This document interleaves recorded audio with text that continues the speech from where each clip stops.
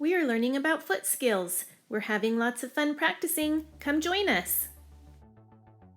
You can pause the video at any time to read about the skills or follow along. Or you could watch the whole video and then go do all of your practice.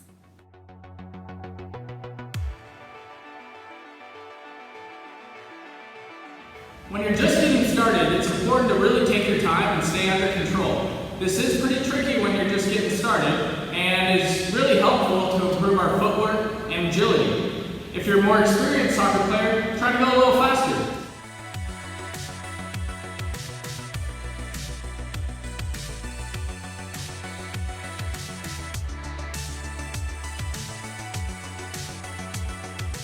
Remember, I want to keep the ball close to my feet so that's staying under control.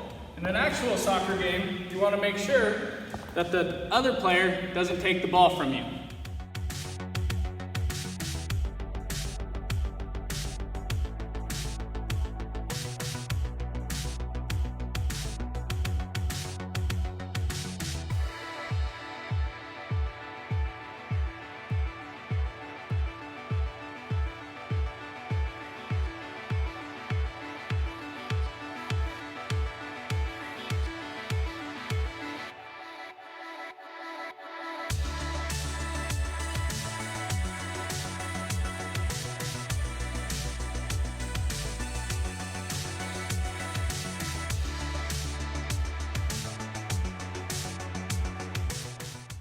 Some other things you can do to make this activity more challenging or a little less challenging is by moving the cones closer or further away.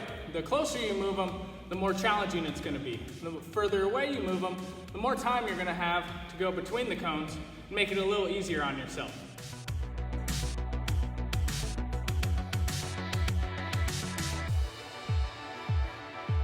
In soccer, you pass the ball using the inside of your foot.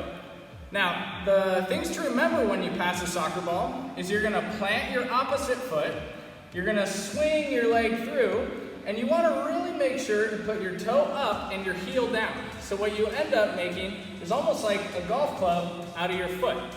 And then you're going to swing your foot through, and then you're going to follow through with your leg going forward. Let's practice. I'm going to make sure to just step, swing my foot through, and hopefully the ball comes right back to me.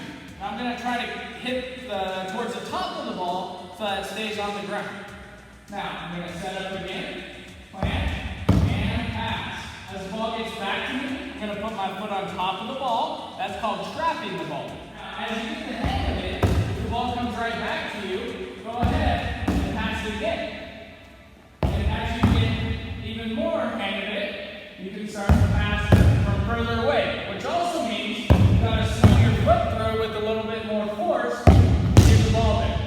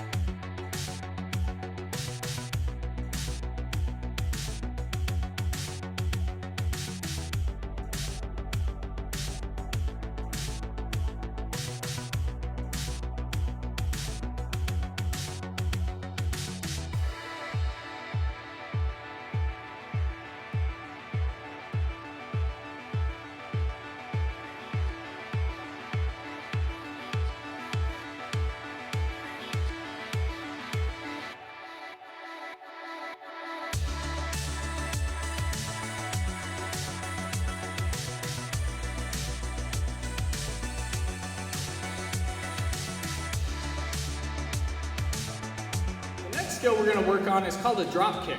A drop kick is used in soccer when the goalie gets a save, and then they get the ball back into play, hopefully to their team. Now, the drop kick is a pretty advanced skill, and so even before you're able to do the drop kick, just practice holding the ball in front and dropping the ball. That's why it's called the drop kick. Now, it's really important that you get the hang of that before you can actually start doing the actual drop kick. Now, when you're doing a drop kick, the things to remember are have your feet about shoulder width. You're going to want to have your arms extended in front. You're going to want to lean forward a little bit.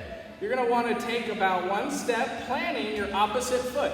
So I'm kicking with my right foot, I'm planting my left, and then I'm going to go ahead and drop the ball, point my toe out, okay, have a pointed toe, and then you're going to contact the top of your foot and make sure to follow through with your leg coming up. Now, really remember to watch the ball as you're doing this. So it's a step, drop, and kick. You're going to want to practice your drop kicks outside because the ball tends to go really far when you make good contact. Now let's put all we've learned to use and practice our drop kicks.